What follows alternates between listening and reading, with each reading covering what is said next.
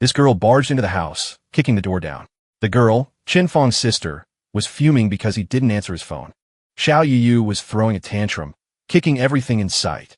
All because Song Fei needed money to help invest more in his singing career. You should have just sent me your money. The protagonist, absolutely enraged, slapped his sister. It was so hard she collapsed on the floor. That's her place right there with the trash. She was completely stunned. Her brother had never laid a hand on her. He always obeyed. But this time, Fun was not the person she knew. With an ice-cold stare, he said he had zero patience left to hear her talk. He threw a credit card at her and said it was all the money their parents left them. She gave all of it. Feng says that out of respect for their parents, he won't argue with Xiao anymore. But from this moment on, he is no longer her brother. The girl just held her cheek. That was terrifying. But wait, do you guys think this was unfair? In his room, Fun explains the whole truth, and it is brutal. In his past life, Fun gave up everything to protect his sister, and she betrayed him. Years from now, on a battlefield where I defeated every kind of monster, the worst creature of all betrayed me, stabbed me right in the back. I couldn't believe it and demanded to know why. Qin Xiao just called him an idiot. She never saw him as a real brother. He was just their parents' adopted son. She looks back and says she did everything he asked. This is her true love, Song Fei. He planned to use Xiaoyu to get that divine artifact after Fun did all the hard work. The protagonist couldn't even look at his sister one more time. Xiao mocks him, saying Fun was way too protective and it was annoying. Song doesn't want to wait anymore and decides to eliminate Fong for good. See, in 2025, whenever a person slept, they were forced to enter the dream world. It was basically a game, and dying in here meant losing your actual lifespan in the real world. But it wasn't all bad. It was discovered that the skills and powers you gained in the game could be brought back to the real world. Lifespan was the currency.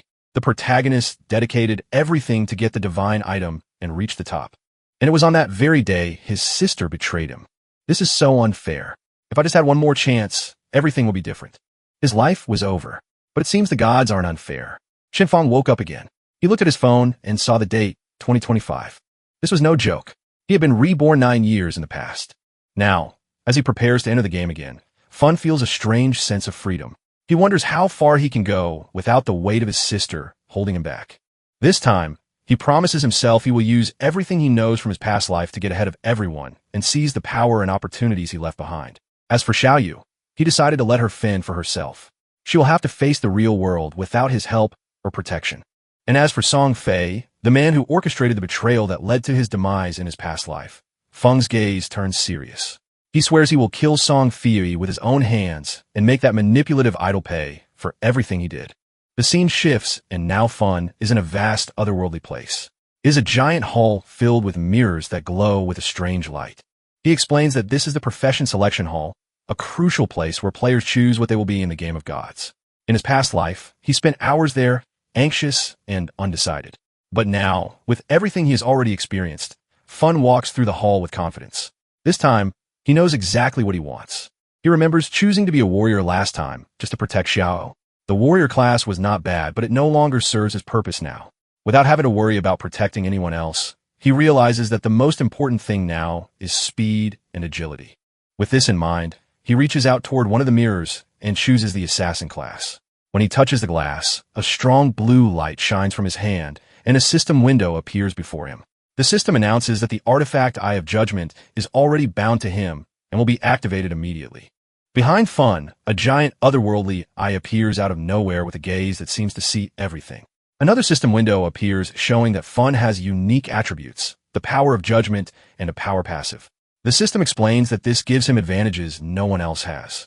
As soon as he enters the game of gods, he will automatically receive the profession and talents of the highest possible quality, putting him far ahead of normal players. A smile appears on Fun's face as he admires the power of the Eye of Judgment. He begins to think that the artifact's bond with him persisted even after his rebirth. If that is true, it would mean the artifact is useless to anyone else who tried to steal it, as Si and Xiao Yiyu had tried to do in his other life. He even wonders if it was the Eye of Judgment that caused him to be reborn, giving him this second chance. Suddenly, a dark, turbulent aura begins to enter his body, catching him by surprise. The system congratulates him and announces that he has unlocked a secret profession. The class transfer begins, and the dark aura envelopes him completely. When the aura fades, Fun is different. His black hair has now turned completely white, and a strange energy radiates from him, showcasing his new power. The system announces that he has become a mortal shadow, a secret high-level assassin class, far better than the warrior he had before. Fung explains that the Shadow class grants immense power right from the start, which is why it is a profession everyone covets. He runs a hand over his face, thinking about the absurd luck or perhaps fate that brought him here. When someone chooses a profession, there is always a very small chance of getting a secret class. Because of his authority of judgment ability, that small chance became a 100% certainty. The system then began to explain the abilities granted by the Eye of Judgment. The first was the authority of judgment. The system stated that it was the oldest and most powerful authority in the universe, one that stood above any rule of reality. But the system warned that without possessing a divinity, Fun could not actively wield its full power. Even so, the passive effects remained active, which already gave him an absurd advantage. Fun was shocked by this revelation. He remembered that in his past life, humanity only discovered the existence of the power of order after 7 years of the game. It was then that a very strong player managed to escape the game and reach the land of order, telling everyone about this power.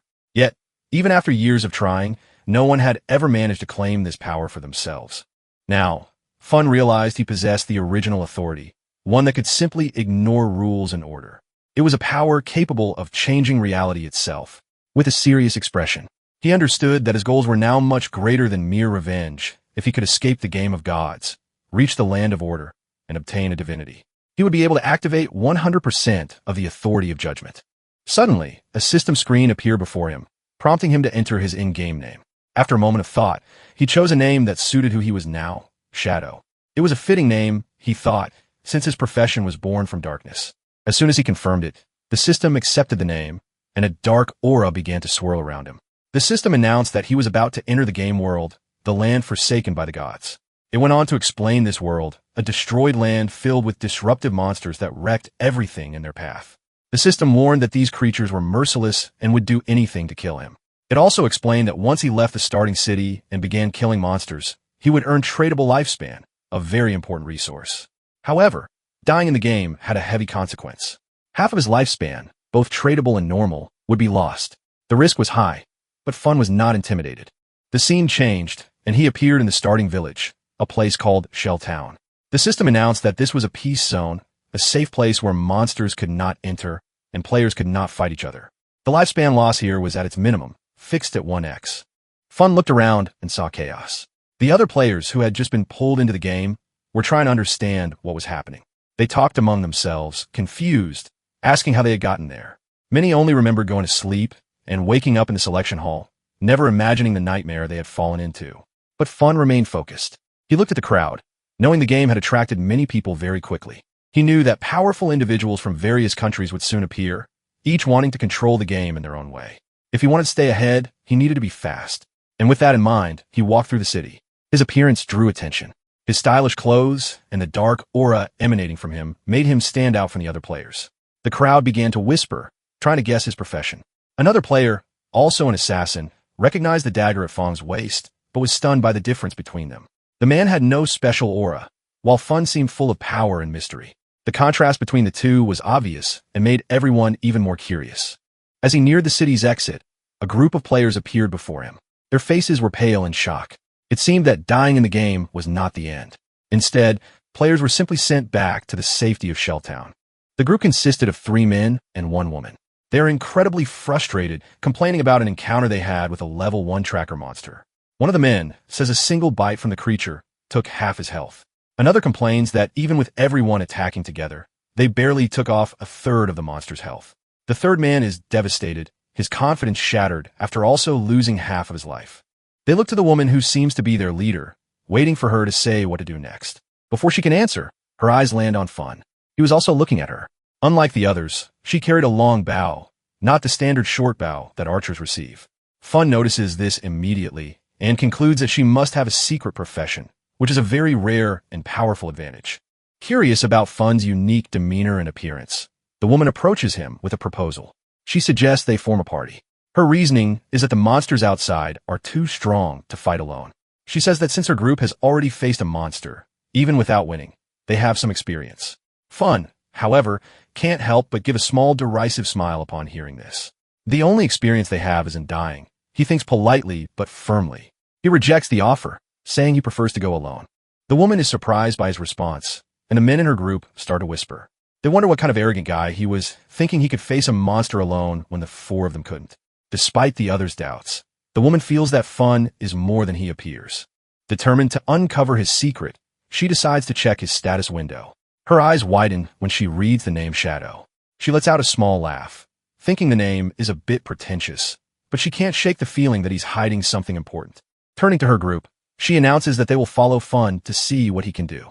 Maybe he's discovered some important information about the monsters and is keeping it to himself, she thinks. With a mischievous smile, she says she can't wait to see how he does or how he breaks. As Fun walks confidently toward the exit of Concha City, the blonde girl and her team follow him stealthily. They move carefully, calculating each step. The group hides behind a tree, their eyes glued on Fun as he moves away. The blonde girl, her voice full of frustration, complains to her team about how strange and dangerous this world is. She admits she still doesn't quite understand why they were brought to this nightmare, but as an experienced gamer, she quickly assembled a team to face the challenges. Even so, she never imagined the game would humiliate them so brutally. The first monster they found outside the city wiped them out effortlessly. It was a clear warning that they are not prepared. She comes to the conclusion that a monster of that type is too strong for any level 1 player. Meanwhile, the two men on her team start talking about Fun. One of them, who is also an assassin, points out the huge differences between them. While he uses a normal dagger, Fun carries a short sword, a weapon that looks deadly. The assassin also notices that Fung's speed is much greater and that his clothes are unlike anything he has ever seen. They seem custom-made and give off a sense of power. Hearing this, the blonde woman is even more certain that Fun is no ordinary player. She decides to continue following him quietly, hoping to gain some information that will give her group an advantage. But just as she is about to signal for her team to move closer, Fung suddenly stops and looks back over his shoulder. The blonde girl froze, her heart pounding as she wondered if he had seen them. Before she could do anything, Fung activated a skill, Latent Image. A dark aura enveloped his body, and in the blink of an eye, he vanished into thin air, as if he had never been there. The group stared in stunned silence, trying to process what had just happened. The assassin in the group was the first to realize, explaining that Fun must have used an invisibility skill, a basic assassin technique. Even so, he admitted that the version Fun used was far more impressive than anything he had ever seen. The blonde girl, still in shock, but now resolute, declared that following Fun was no longer an option. She suggested they return to the safety of the city to regroup and find other ways to level up. She reminded the team that leaving the city was too dangerous, especially since their health had already been cut in half after their first death. The men agreed. They began to speculate that the city must have hidden rewards, like treasure chests or NPCs who could provide valuable information. They clung to the hope that there was a way to grow stronger without having to risk their lives. Meanwhile, the system explained the skill Fun had just used. Latent Image renders the player invisible to everyone, friend and foe alike. While invisible, the player's first attack after reappearing deals significantly increased damage. Furthermore, the Master of Invisibility skill doubled the duration he could remain invisible and increased his invisibility level by 1. Fun himself was satisfied with the efficiency of his Mortal Shadow class skills. Unlike regular assassins, who are easily detectable at level 1. Even while invisible, Fun's unique abilities ensured that no one, neither player nor monster, could sense him at these early stages of the game. With that thought, he moved farther and farther away from the blonde girl's group. Fun considered them foolish and naive. He knew the city offered no shortcuts to power. It was merely a temporary shelter in a world where the weak became monster fodder. He remained focused on his path until his invisibility finally wore off. He realized that even though the skill's duration was short, its cooldown timer began the moment it was activated. This meant he could turn invisible again in just a few seconds. A system screen appeared before him, displaying his status. Codename Shadow, profession Mortal Shadow. Both were at level 1. He had a lifetime non-negotiable of 75 years and a lifetime negotiable of 0 years. Fun explained that every player started with 10 points in each attribute, and the bonus points varied depending on their profession. In his past life as a warrior, he had only gained 3 bonus points in strength and constitution. But this time, the Mortal Shadow class provided bonuses to everything with agility, receiving a massive 8-point increase. Another system window appeared, notifying him that he had 5 free attribute points to allocate. Fun paused for a moment to think.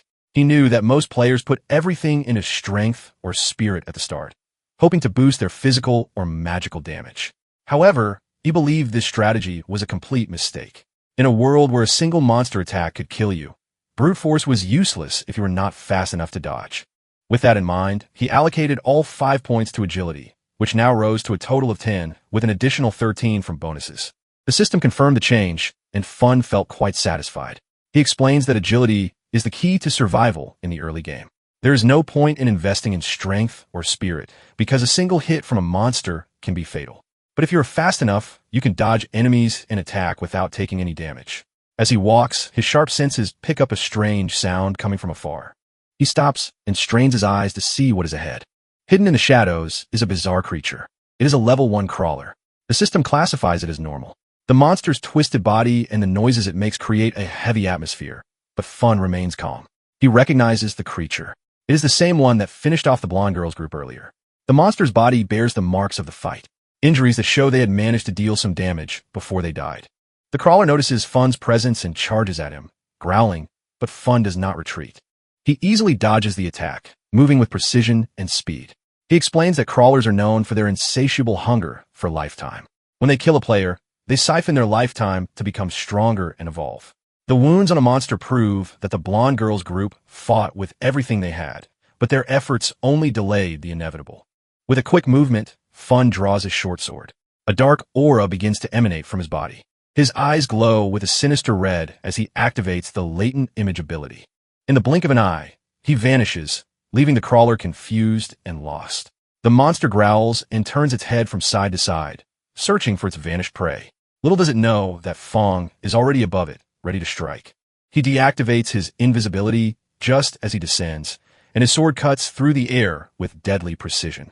This technique, which capitalizes on the attack bonus from the latent image ability, deals massive damage. The system immediately confirms the successful hit. A screen appears showing the damage, an impressive 174 points. The level 1 crawler falls to the ground, its body dissolving into energy. Fun gains 10 experience points, but even he is surprised for a second by the sheer amount of damage he caused. He had expected a strong attack, but this level of damage was far beyond what he had imagined. The system explains that the backstab ability helped immensely. When an enemy is attacked from behind, outside of their field of view, the damage is doubled. This turns Fun into a killing machine. As he reflects on this power, memories of his past life come rushing back. He remembers the difficult fights he had as a warrior when a critical hit dealt only about 40 points of damage. Defeating a single crawler was an ordeal and always left him tired and injured. Back then his focus was on protecting Xiaoyu, so he sacrificed his own growth to keep her safe.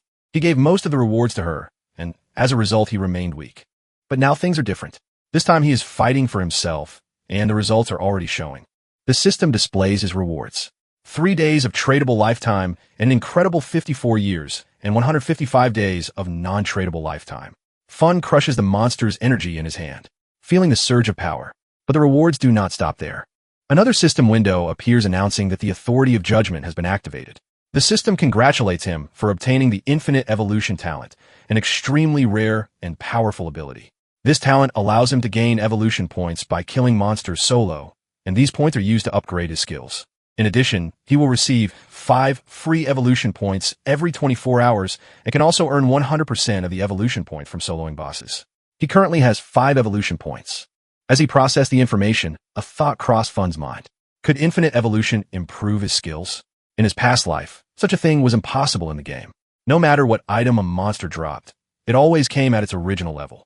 That was the rule. But infinite evolution broke that rule, going beyond the normal limits. The potential of the skill made Fun curious. Eager to test it, he chose 2 abilities to evolve, Backstab and his profession, Deadly Shadow.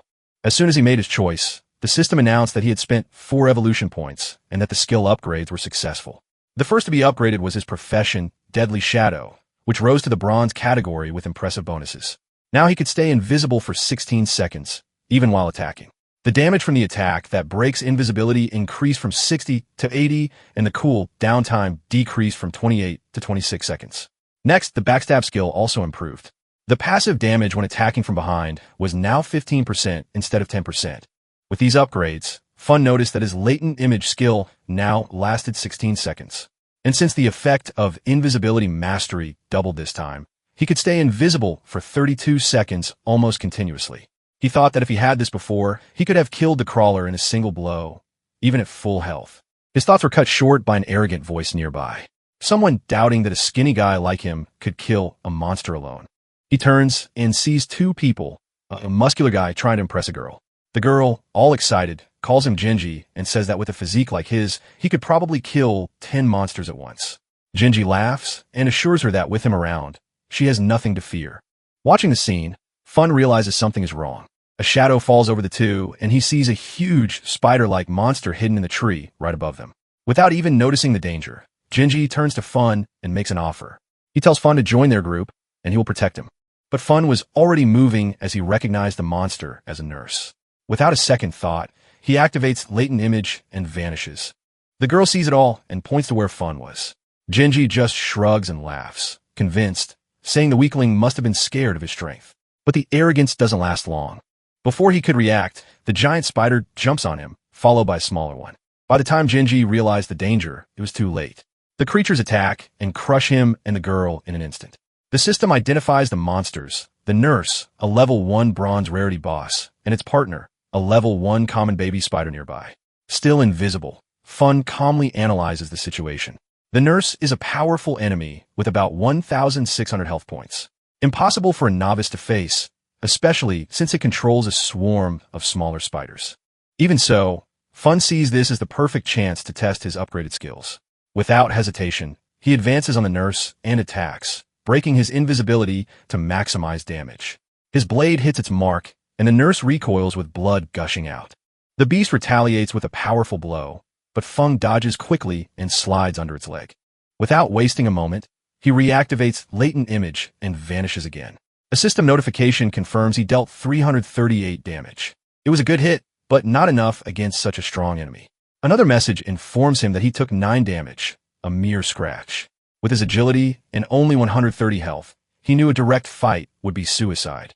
Still, he was impressed by the strength of his upgraded attack, as dealing over 300 damage in a single blow was incredible. Frustrated, the nurse explodes in rage and starts attacking everything around it in a desperate attempt to retaliate. Fun watched attentively, knowing these creatures were not stupid. They adapt and fight back. The battle was far from over, but he was more than ready to test his new strength. He quickly realized the nurse was attacking in all directions, making a direct assault too risky. With the smaller spider also on the lookout, a frontal attack was out of the question. Instead, he tried a different tactic. Just as the nurse began to shoot webs to escape, a rock flew at high speed and struck its belly, tearing a hole and dealing 299 damage. According to the system, his strategy was to take advantage of the extra damage from breaking invisibility and use his enhanced skills to make thrown objects count as real attacks. And since the system registered rocks as a valid attack, everyone he threw was like a sword strike. He threw another rock, knowing that as soon as the cooldown was over, he could repeat the process endlessly. Soon the system confirmed another hit, dealing 279 damage. Using this tactic repeatedly, he slowly weakened the nurse. Before long, an announcement echoed throughout Shell City. The leaderboard had been updated, informing everyone that a player named Shadow had defeated the nurse and become the first to reach level 2. With his name announced to all, the city's ranking was officially opened. The other players could not believe what they heard. Many remembered having died to the nurse several times, so they thought it was impossible for a single player to defeat it. Soon, rumors about this mysterious shadow began to spread. Some thought he had used a glitch, while others stared at the ranking, shocked to see only one name on the list. Amidst the stunned crowd, the blonde girl from before and her team were also there. She could not understand how a level 1 player had defeated a boss alone when even normal monsters were a challenge for her team. The doubt crept in. Could the system be bugged? Genji and his friend, the same ones who had died to the nurse, were also there, completely bewildered. Suddenly, Genji's friend remembered the guy they had looked down on earlier. Could he be Shadow? She thought. Meanwhile, Fun received a system notification confirming his victory. He had gained 300 XP, reached level 2, and received 2 evolution points. He also unlocked the Shell City ranking and gained 1 reputation point.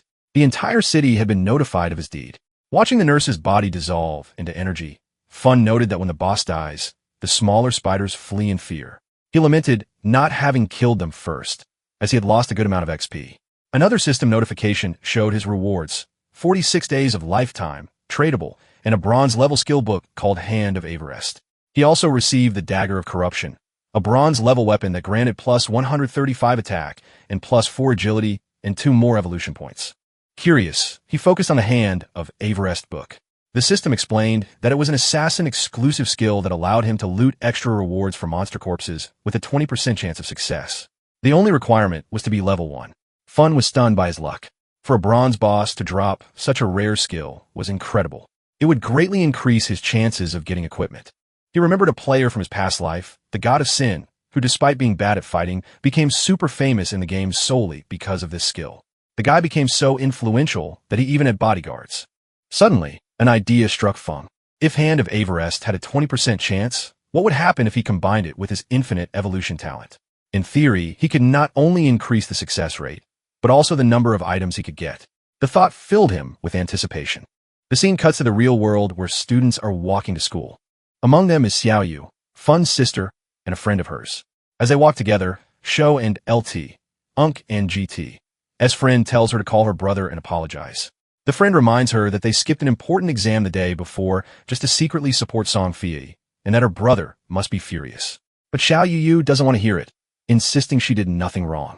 To her, the one at fault is her brother who stopped her from seeing Song Fei. If anyone has to apologize, it's him, she says. Her friend tries to reason with her, reminding her how good her brother has always been to her, and even says she's jealous of how caring he is. Xiaoyu coldly cuts her off and tells her not to meddle. He isn't even my real brother, she says. My brother's Song Fei. When they arrive at school, they see a commotion in the classroom. A group of students is gathered around a desk, whispering. They get closer and see a bizarre scene.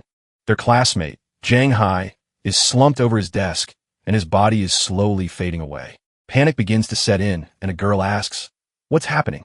Another student explains that Zhang Hai just said he was going to take a nap and then started to disappear. Murmurs spread as other students mention he isn't the only one this is happening to. Social media is full of similar cases from all over the world. People are falling asleep and becoming translucent, but nobody knows why.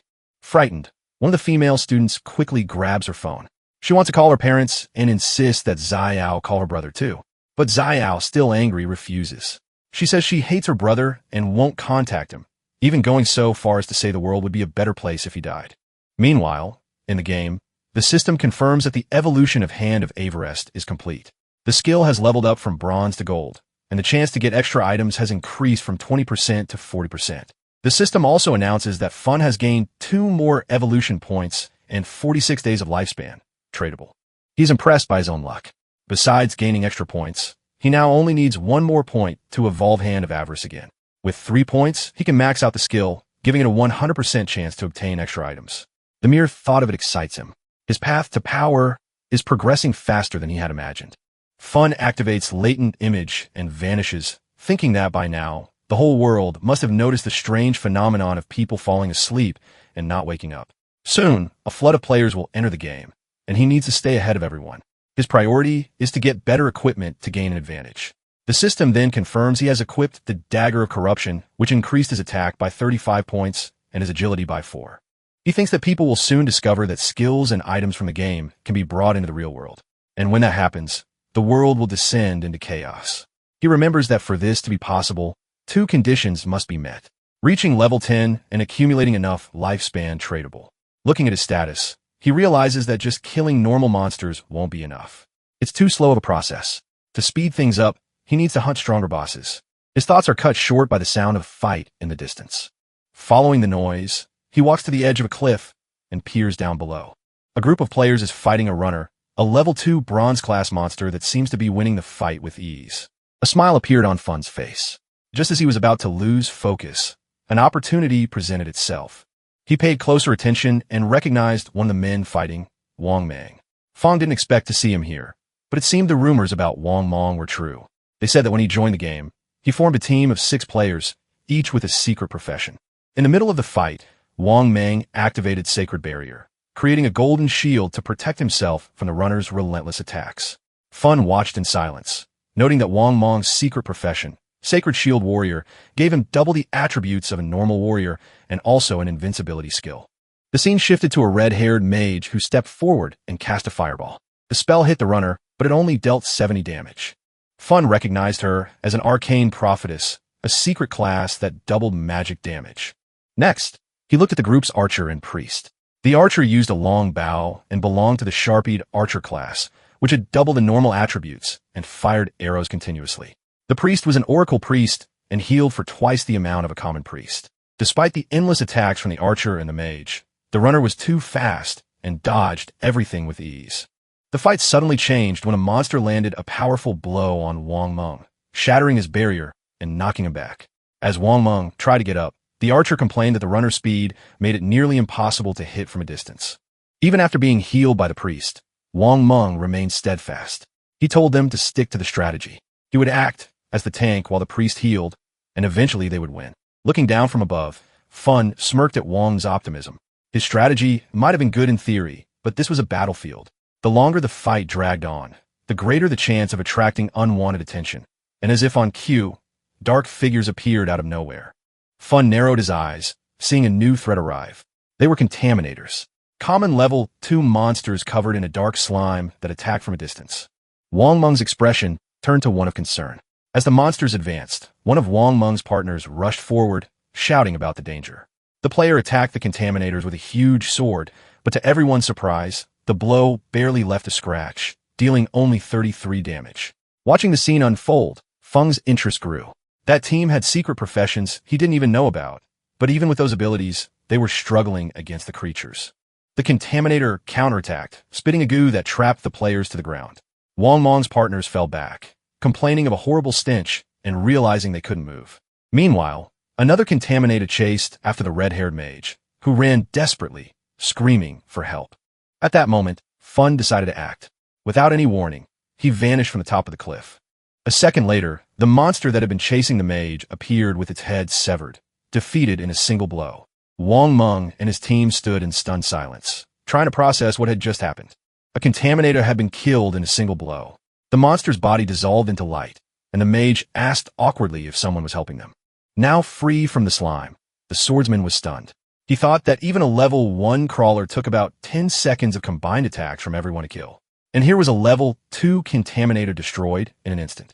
Before they could react, another contaminator fell to a single blow that dealt 441 damage. In a panic, the swordsman asked the mage, Lizzie, if she had seen the attacker, but she just shook her head, confused. Wang quickly composed himself and gathered the team. He ordered everyone to stay focused, because even with the help of the invisible ally, they still had to fight. Meanwhile, Fun, still invisible, settled into a tree behind Wang Meng. As the team refocused on the corridor, Wang Meng realized that without the contaminators, only it remained. At that moment, a system screen appeared for Fun, confirming that he had killed 2 contaminators and gained 40 XP and 1 evolution point. Additionally, he obtained a new skill book, Poison Dart, and another 8 days of lifespan tradable. Looking at the screen, Fun considered the new skill. Poison Dart was a ranged attack that dealt continuous damage, an incredibly useful skill for an assassin. Without a second thought, he evolved it on the spot. The skill rose from normal to silver level, and the system detailed the improvements. Poison Dart could now be thrown from 14 m away, dealing 120 damage on impact. Additionally, it applied poison to the target, dealing an extra 50% damage per second for 5 seconds. The effect did not stack, but the cooldown was only 5 seconds. Fun smiled at his new power. Meanwhile, Wang Meng's fight had turned into a nightmare. The corridor was stronger and faster, completely dominating the battle. When Wang Meng raised his shield, the beast's claws tore into his side. Before he could recover, the creature attacked again, sinking its claws even deeper and throwing him to the ground like a doll. The shield fell with a loud clang, and Wang Meng screamed in pain. His partners watched in horror. The priest rushed to heal him, but it was no use. With the monster's claws still embedded in his body, the healing magic didn't work. Blood trickled from Wang's mouth as he gathered his strength to tell the team to flee. But before they could do anything, a projectile flew through the air and hit the monster square in the face, dealing 845 damage and making the beast recoil in pain. Wang Meng's team was in shock as they saw the boss's health drop by half in seconds. And the attack wasn't over. The poison made blood gush out endlessly, weakening the beast. The corridor writhed in pain and finally released Wang Meng, who collapsed, wounded on the ground. The monster screamed as its health was drained by 324 points per second until it finally fell dead. At that moment, a system screen appeared for Fun. Since his attack dealt more than 90% of the total damage to the boss, he received all the items. The system announced that he had killed the corridor boss, earning 600 XP. Another notification congratulated him on reaching level 13, granting him 2 evolution points and another 55 days of lifespan tradable. Fun looked at the outcome of the fight, feeling in complete control. He hadn't expected the continuous damage from Poison Dart to synergize so well with his other skills. Then it hit him. Using his invisibility, he could remain hidden forever, just endlessly firing poison darts. He figured that with this strategy, he would be invincible in the early and mid-game. Meanwhile, Wang Meng was still in shock, watching the boss turn into items before his eyes. The pain of being pierced had been so real that he began to doubt if this was even a game. His thoughts were cut short when the items vanished in front of him, snatched away in the blink of an eye. It was Fun who had taken everything, moving so fast that Wang Meng didn't even see him. Struggling to his feet, Wang Meng bowed his head in gratitude and thanked the mysterious person who had saved them, even without knowing who it was. Fun's voice echoed from the shadows, his identity still concealed. He warned Wang Meng not to trust others so easily, especially in a dangerous place like this. Wang agreed, understanding the lesson, and thanked him for the warning. Then he introduced himself. "My name is Wang Meng. If you ever need help, just ask." Meanwhile, Wang M's surviving teammates embraced each other, relieved to have escaped the horrifying situation. Back with Fun, he stood in silence, holding the monster's drops and considering his next move. He knew Wang Meng wasn't just a strong guy, but someone with official government backing, which meant he had extensive connections and money. This gave Fong an idea. He needed a safe way to sell the equipment and items he wasn't going to use. Activating Hand of Averest on the items, a system notification popped up congratulating him on obtaining another 3 evolution points and 55 days of life tradable. In addition, he also received a bronze tier item, the Runner's Greaves. The system explained that the item provided +9 physical defense, +5 to all resistances, and reduced ability cooldowns by 15%. Looking at his inventory, he saw he had acquired many good items for various classes.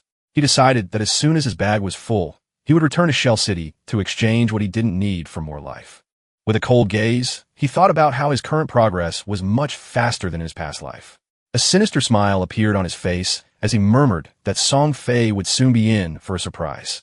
The scene cut to another group of players fighting contaminators and runners. Their situation was dire with the monsters surrounding them from all sides. One of the players, seeing it was hopeless, shouted for the others to run. But before they could escape, they froze in fear. A giant bizarre monster appeared before them, exuding a sense of danger. The creature then attacked, firing parts of its own body like arrows, which pierced through the players and killed them instantly. Moments later, the players reappeared in Shell City, frustrated and cursing the game's unfairness.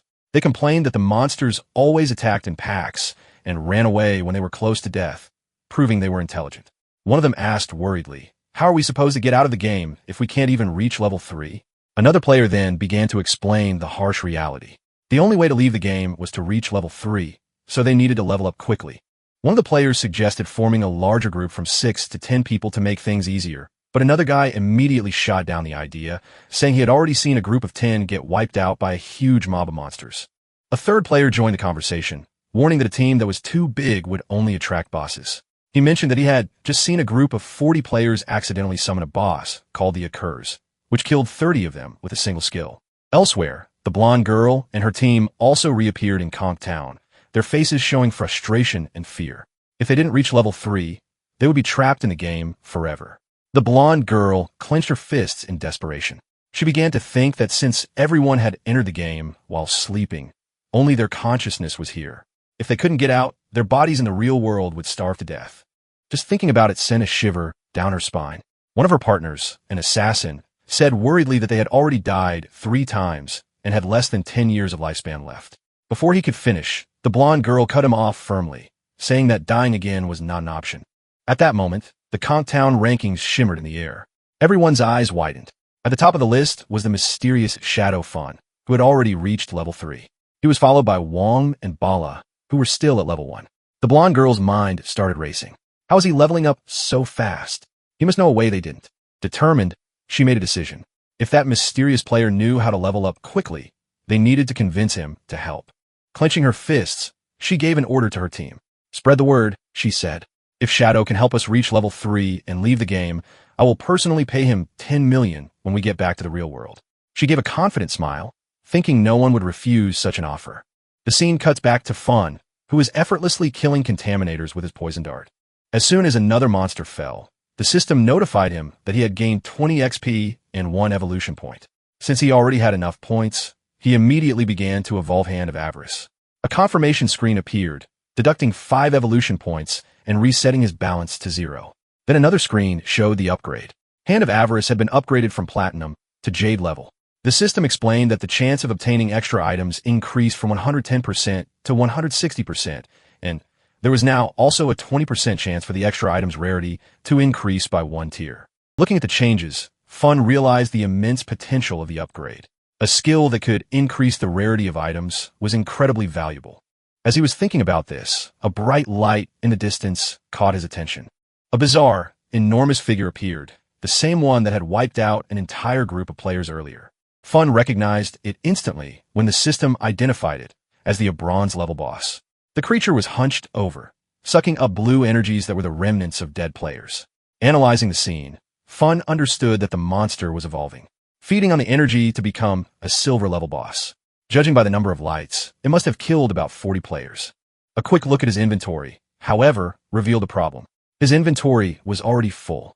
Even if he killed the monster, he would have no way to loot the drops. This situation called for a new tactic. After a moment of thought, he marked the location on his map. The monster's evolution would take some time, which gave him the perfect chance to return to the city, sell the items he didn't need, and then come back for the fight. With his plans set, he activated Latent Image and vanished into the darkness. The scene cuts back to Conch City, where the players were stunned by a bold announcement. The blonde girl was offering 10 million to the number 1 ranked player in exchange for help leveling up. In the middle of the crowd, a girl started to cry, saying that normal people like her had no hope of leaving the game. Her cries were cut short when someone suddenly dragged her away, showing everyone just how tense the situation was. Amid the whispers and tension, the atmosphere suddenly changed. An aura of power filled the area, and all eyes turned to the newcomer. It was Fun. His mere presence exuded a sense of power, silencing the crowd. Without a word, he opened the system window and accessed the selling function. Instantly, a giant notification appeared above him, announcing that he had opened a shop to sell equipment and skills. The message also stated that the shop would only be open for 10 minutes, creating a sense of urgency among the crowd. Seated calmly, Fung displayed a collection of gleaming items he had obtained from his battles. An uproar erupted among the players, their voices loud with confusion and astonishment. Some wondered how he had gotten there, while others were shocked to see he was selling 2 sets of bronze-level equipment and even more items. Then it clicked when they saw his name, Shadow, the number 1 player. But even though he was famous, no one could see his face due to the appearance concealment function. One player commented that since in-game appearances were the same as in real life, Fun must be hiding his identity on purpose. Amid the murmurs, a woman stepped forward from her clothes and demeanor. It was obvious she was a mage. Without hesitation, she asked the price of the cone of ice spell. Fun replied directly, 100 days of tradable lifespan. Inwardly, he recognized her as Grey Rosie, ranked 11th in the city. He also noted that her face was concealed. Grey Rosie thought for a moment and tried to negotiate, saying that 100 days was too expensive and asking if he could lower the price. But Fun didn't budge. He explained that Cone of Ice was an essential skill for mages in the early game because it helped kill monsters much faster. Given its value, 100 days was already a fair price. She then asked if he would accept real money, but Fun refused. He suggested that if she had money, she should buy lifespan from other players and come back when she had enough.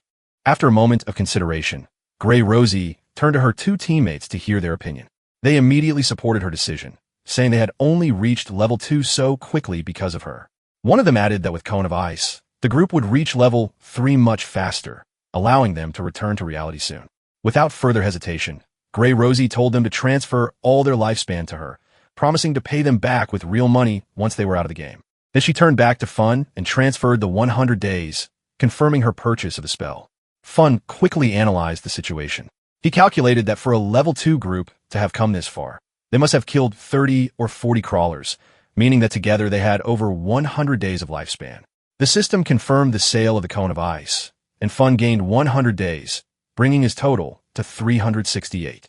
Just as Grey Rosie was about to leave, a familiar person appeared. It was the blonde girl from before who approached him with a conceited air. With an air of superiority, she said she had finally found him, and with an arrogant smile, offered him an opportunity.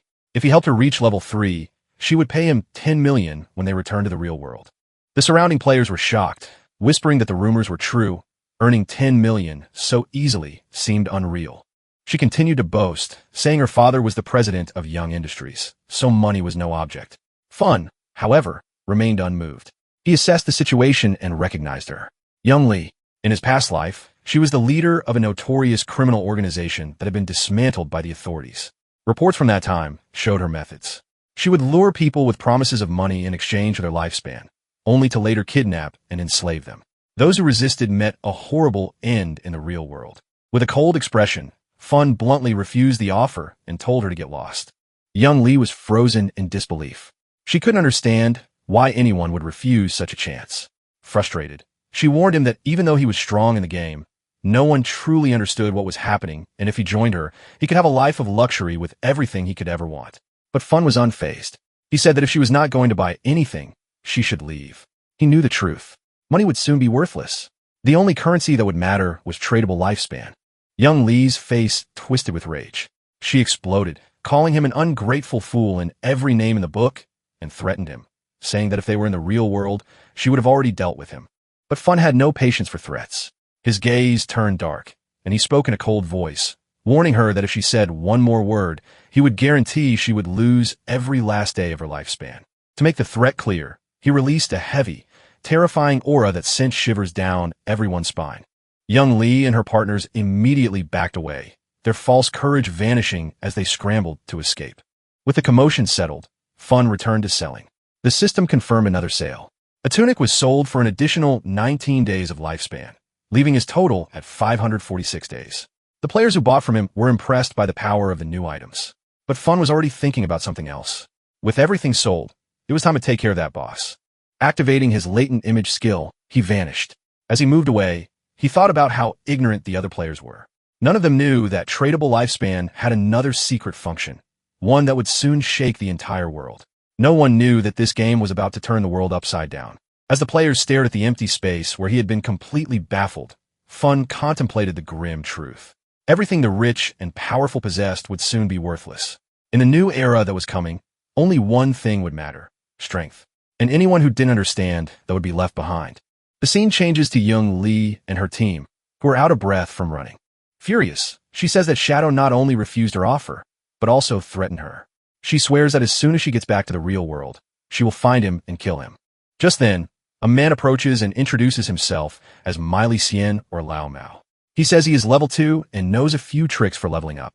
He then asks if he can take the offer that Shadow refused, the 5 million to help her team reach level 3. Since he wasn't as strong, he'd accept half the amount. Suspicious, Young Lee asks what these tricks are. Lao explains that to level up quickly, the secret was to put all 5 attribute points into agility. That way, their running speed would be slightly faster than the monsters, allowing them to defeat them without taking too much of a beating. Jung Luis eyes Widen. She thinks about how foolish she was for putting all her points into strength. She accepts Lao's proposal on the spot. He agrees and adds that Shadow must be a little crazy for turning down so much money. The scene returns to Fun, who arrives at the location he had marked on the map.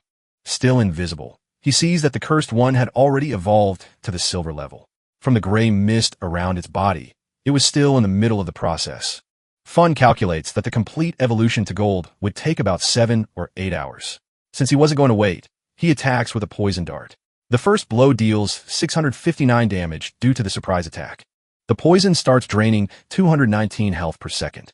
Fun advances, thinking that a silver boss's health was 2 or 3 times greater than a bronze one's.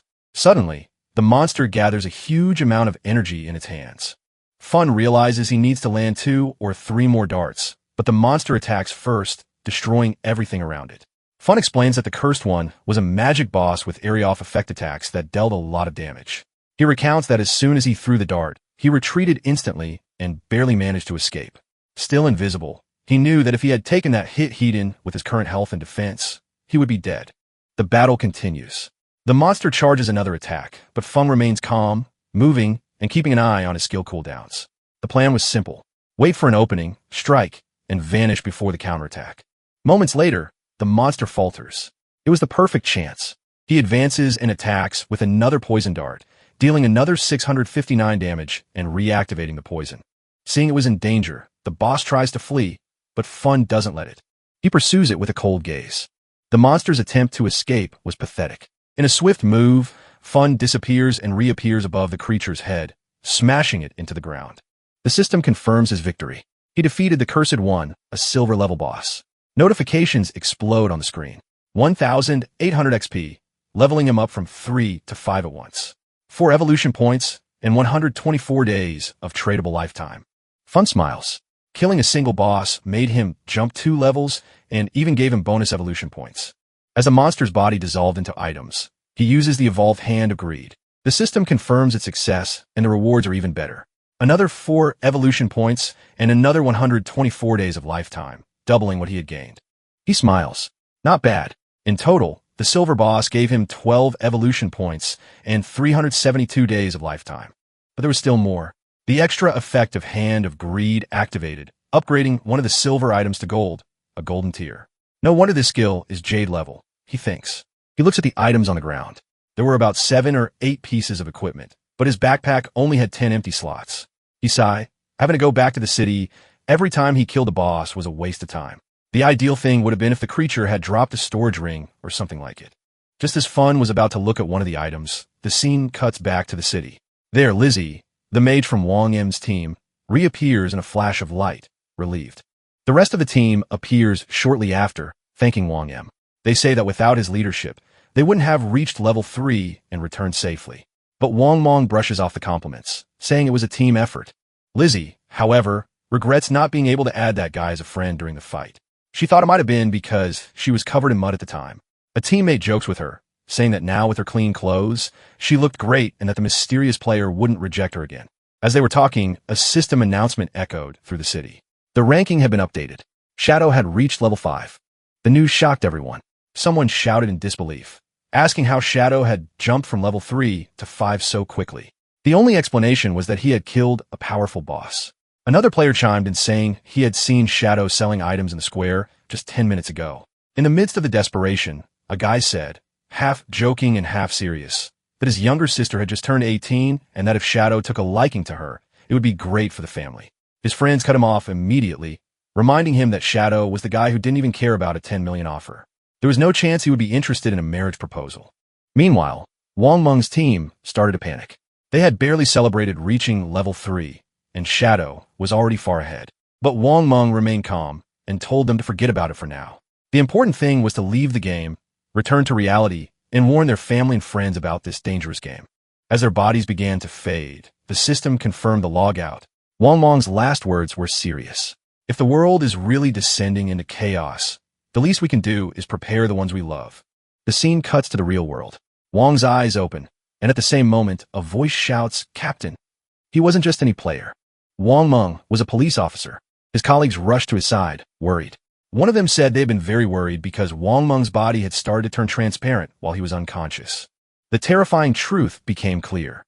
If a player died in the game, they weren't just disconnected, they were erased from existence in the real world. But with no time to dwell on it, Wang Meng got up and ordered everyone to assemble. Something serious has happened, he said. The scene continues at a police station where a voice of authority questions Wang Meng about his report.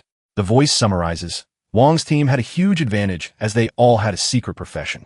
Even so, they were nearly killed by a single monster and were only saved at the last second by an unknown player, Shadow. Wang Meng confirms that the report is correct and details Shadow's absurd progress. He explains that when Shadow helped them, he was at level 3. But by the time Wang Meng's team finally reached level 3, Shadow was already at 5, a 2-level jump that no one had ever seen before. The revelation left the high-ranking officials concerned. One of them asked the obvious question, does this mean Shadow is the strongest player in the world right now? How did he level up so fast? Theories began to surface, and Wang Meng offered a possible explanation. Maybe he killed a very strong boss or did something incredible. Another official, curious, pointed out a strange detail in the report. Shadow was already at level 3 when he saved them.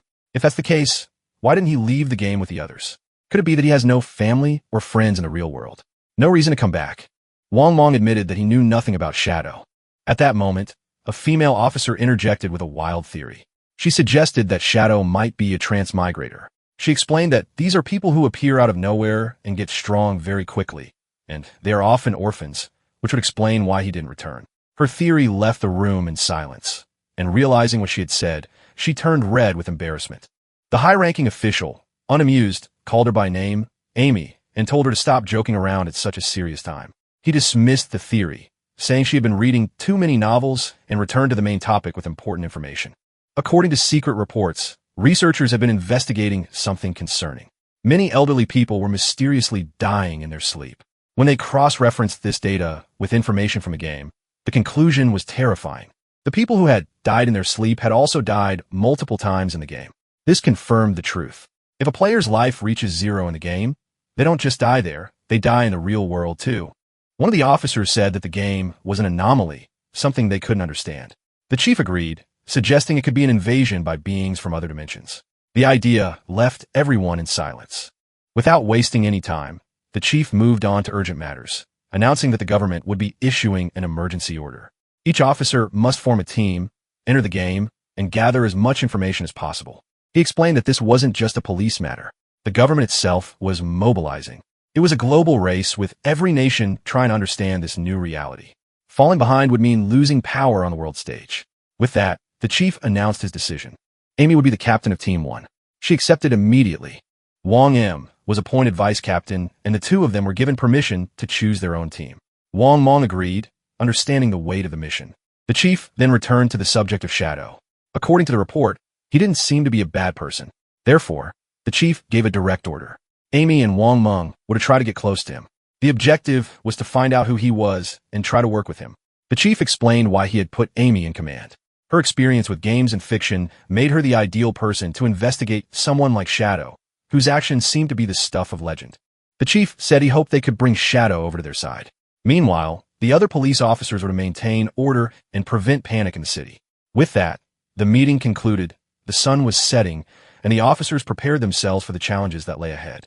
The next day, the scene cut to a school where Xiao sat at her desk, lost in thought, while the other students chattered excitedly about everything that had happened. A group of students discusses some news. Zhang Hai, the boy who had been missing, managed to reach level 3 and get out of the game safely. One of the girls explains that he shared an important detail. If several people from the same region fall asleep at the same time, they all go to the same starting city in the game. The news leaves the students both excited and worried. Another girl is terrified by the idea. She says she needs to go home and bring her parents into the game because they don't know anything about gaming, and she's afraid something will happen if they enter unprepared. But another student disagrees, saying it's better not to involve their parents yet. He thinks they should focus on getting stronger first, so they can protect their families later. Meanwhile, Sho stares at her phone, thoughtful and increasingly frustrated. She didn't understand why her brother hadn't spoken to her yet, with something as huge as this game happening. She had expected at least a message, but there was nothing. Not only had he not asked if she was okay, but he hadn't even apologized for hitting her. And that wasn't like him at all. Before, whenever they fought, he always found a way to make peace. But today, there was only silence. Not even her parents had ever laid a finger on her, yet her own brother had done it. Pouting, she tries to justify herself, thinking that she had only skipped class to see Song Fei's concert. Was it really that big of a deal? She wonders. Crossing her arms, she decides she'll only forgive him if he calls and apologizes 1,000 times. But her anger soon turns to excitement when she thinks of Song Fei. It's a good thing I went yesterday, she thinks. When the game takes over everything, I might not get another chance to see his concerts. A dopey look crosses her face as she remembers the previous night. The image of Song Fei on stage appears in her mind, and she sighs, thinking about how incredible he was. But then it hits her. If everyone enters the game by sleeping, then music idols will enter too. She blushes just imagining meeting him in there. Could this be her chance? Destiny finally bringing them together? Her heart races at the idea. As she gets ready for bed, she remembers something. Song Fei had reached level 13 very quickly, which meant he was already an expert at the game. To do well, she was going to need some good advice. So, she sent a message to Song Fei asking if he has any good tips to give her before she goes in. The scene cuts to Song Fei surrounded by classmates. When he receives the message, a sly smile appears on his face. Who would have thought? He thinks even a goddess like Sho is coming to me for advice.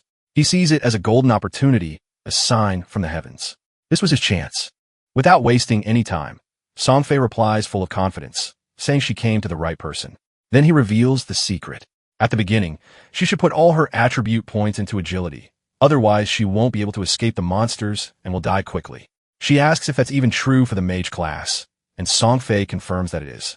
He explains that agility also helps mages because it increases their spell casting speed, which is super important at the start. Still a bit hesitant, Shou insisted, asking what would happen if she couldn't win, even with more agility. Songfei reassured her, saying that as soon as someone in their city reached level 5, the teleportation portal would activate, connecting all the starting cities. When that happened, he promised he would form a party to help her level up, and that he would find her. Hearing this, Xiao became excited. Lying in bed, she smiled, thinking to herself that fools like Songfei were easy to use. Just like that, she had found someone to carry her in the game. As sleep overtook her, another thought came to mind. This was perfect. She would enter the game before her brother, level up quickly, and get stronger. And when he finally entered, she would make sure he suffered. No help, no one to carry him. He would have to fend for himself. Satisfied with her plan, she fell asleep, eager for the adventure. The scene returns to the game where Fun is looking at the items dropped by the boss. Amid the loot, a shining ring caught his attention. When he picked it up, the system notified him that he had obtained the cursed ring, a gold-tier item. The system detailed the ring's attributes. It could be used by all classes. It gave +8 to all attributes. It increased resistance to dark damage by 26. It improved weak point damage by 1.5x. The only requirement was to be level 4 to equip it. Analyzing the item, Fun realized that the total bonus of 32 attribute points was equivalent to gaining about 3 levels. He concluded that the ring was an excellent item. Before he could think further, another notification appeared. He had obtained a new skill, Instant Shadow Strike, a silver tier skill. The system explained that the skill delivered several slashes in one direction with a range of 15 m and also made him invincible for 5 seconds. Fun realized it was a great area of effect attack. Without wasting time, he learned the skill, and since he still had evolution points left, he decided to upgrade Hand of Avarice. The system took 8 points and upgraded the skill from Jade tier to Diamond tier. The effects improved greatly. The chance to get extra items increased to 220%, and the chance for those items to have their rarity upgraded went up to 40%. Thinking about the upgrade, Fun calculated that he would now get at least 2 extra items per monster, making each kill worth 3 times as much. To not waste the remaining points, he upgraded Instant Shadow Strike by 3 levels. The skill quickly rose from Silver tier to Platinum tier. The improvements were significant. The range increased to 21 m. The invincibility went up to 7 seconds, and the number of slashes went from 3 to 5. The most important change was the damage of each strike, which doubled to 200. Looking at the rest of the loot, he saw that most of the items were junk, but one of them caught his eye. A Silver tier Warrior Skill Book. He looks at the Warrior Skill Book and realizes that selling it could earn him a good amount of lifespan. Just as he finishes this thought, a noise catches his attention. Turning around, he sees 3 huge creatures running toward him. He identifies them immediately. Limb crawlers, grotesque level 4 monsters. But instead of feeling threatened, Fun sees this as the perfect chance to test his power. Without wasting a moment, he activates Instant Dark Slash. In the blink of an eye, he unleashes a sequence of high-speed slashes and effortlessly destroys the creatures. The crawlers are torn to pieces before they can even react. When the dust settles, a system notification confirms his victory, granting him 80 XP and another 5 days of tradable lifespan. After the fight, a dark and powerful aura emanates from Fun's body. He calmly reflects on his new power, realizing he can now kill enemies much faster. He checks his lifespan and sees he now has 618 days. But to bring his skills and items into the real world, he needs at least 900 days. With this in mind, he comes up with a plan. First, he'll sell all the valuable items in his inventory. If everything goes well, he'll get the necessary lifespan faster than he thinks. And once he reaches level 10, he can finally bring things from the game into the real world. The scene cuts to Fun returning to the city, invisible thanks to his skill. Unnoticed, he overhears a nearby conversation. A man is congratulating a woman on reaching level 3 and reminds her of a promise. Looking closer, Fun sees it's young Li and Lao Mao. Their conversation reveals their deal. Lao Mao would help her reach level 3, so she could leave the game in exchange for 5 million. Now that she has succeeded, he wants his payment. Young Li calms him down, asking if he doubts her father's company. Young Industries has the money.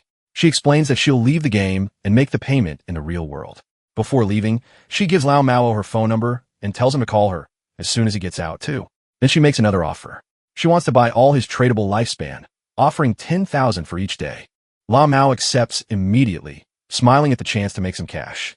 With a smug air, he comments on how foolish Fun was to refuse her offer. Unaware that Fun is right there beside him, listening to everything, Lao Mao thinks about how the idea of lifespan being important in the game is nonsense. To him, Turning in-game assets into real-world wealth is the best strategy, and he considers himself a genius for thinking of it. The scene shifts to Fun in front of the city's teleportation portal. With a touch, the portal begins to glow with a blue light. A system window appears congratulating him for activating the teleportation in Conch City and awarding him 1 reputation point. The system explains that he can use the portal for free once a day, but subsequent uses will cost lifespan. For now, however, the portal is useless as no other one has been activated in the game yet. Fun thinks about this. He understands that the teleportation system needs 2 points to function.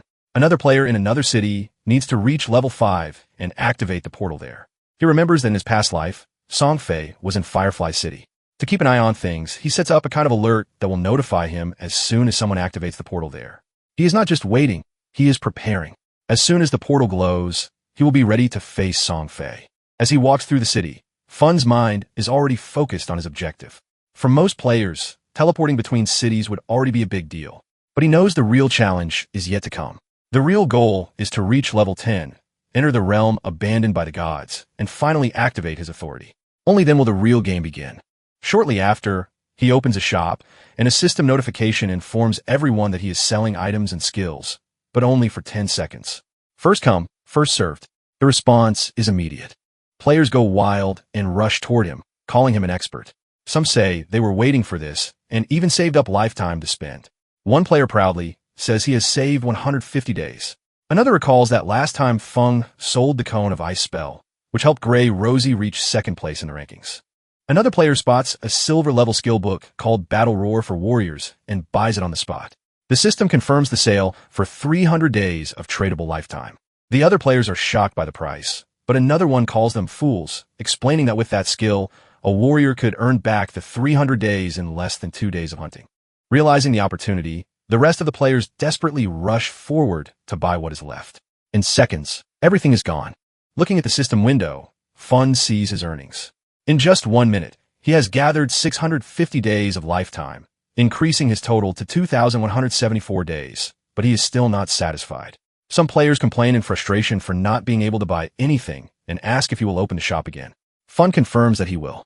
Suddenly, a female player's voice catches his attention. She says she has a treasure and wants to make a deal. When Feng turns around, he recognizes her. She is one of Wang Mong's teammates. The system identifies the item, a spatial ring with 12 inventory slots, which occupies neither a backpack nor an equipment slot. Fun is surprised as he knows its value. It is a super rare storage item. He knows the drop chance for such a ring is very low. The fact that this girl obtained one so early in the game is absurdly lucky. He asks for the price, already knowing its worth. In his past life, a similar ring was sold for 3,600 days of lifetime. But instead of asking for lifetime, the girl smiles and makes an unexpected proposal. She does not want lifetime. Instead, she asks him to add her as a friend and form a party to kill a boss.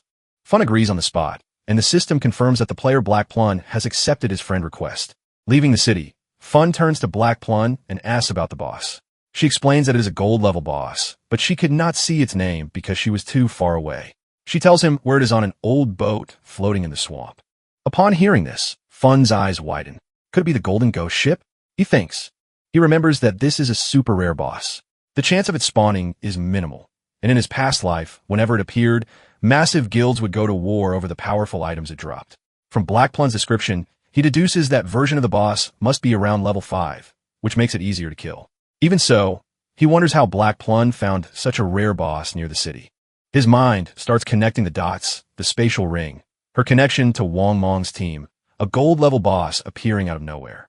Then it dawns on him. Could she be the legendary Lucky Carp from his past life? Fun wondered. He remembered the rumors. They said Wang Meng's team had a mysterious member with absurd luck, someone who found rare bosses and treasures just by walking around the map. At the time, Fun thought it was just a rumor. But now, looking at Black Plun, he was sure it was true. Lost in thought, he stared at her, and Black Plun noticed. Suddenly, she asked why he was looking at her like that. Snapping out of his trance, Fun said it was nothing and refocused on the path ahead. As they left the city, a figure spied on them. A bald player hidden behind a tree. The scene cuts to a group of rough L-looking players. A long-haired man who seemed to be the leader boasted to the others, all of whom were bald about how he defeated his own brothers to become the big boss of Sand City. He promised that if they followed him, they would all do well in the game. Before he could continue, the bald man who had been spying came running back, reporting that their target had left the city with a girl. A re-smile appeared on the leader's face. He scoffed, thinking Fun was just another foolish young man, easily swayed by a pretty face. Without hesitation, he gathered his group and ordered them to move in for the attack. Meanwhile, outside the city, Fun explained his conditions for helping Black Plum. If the boss dropped items she could use, they were hers, but all the rest of the loot would go to him. She accepted his reasoning and agreed, but asked that if any items for her team dropped, he would sell them to her at a discount. Fun saw no problem with that. With the deal struck, Black Plum said they would head to the boss's location as soon as Wang Meng and the rest of the team logged back into the game. After walking for a while, she realized she didn't know where they were going. It was only when Fun revealed their destination that it dawned on her. They were going to fight a gold-tier boss.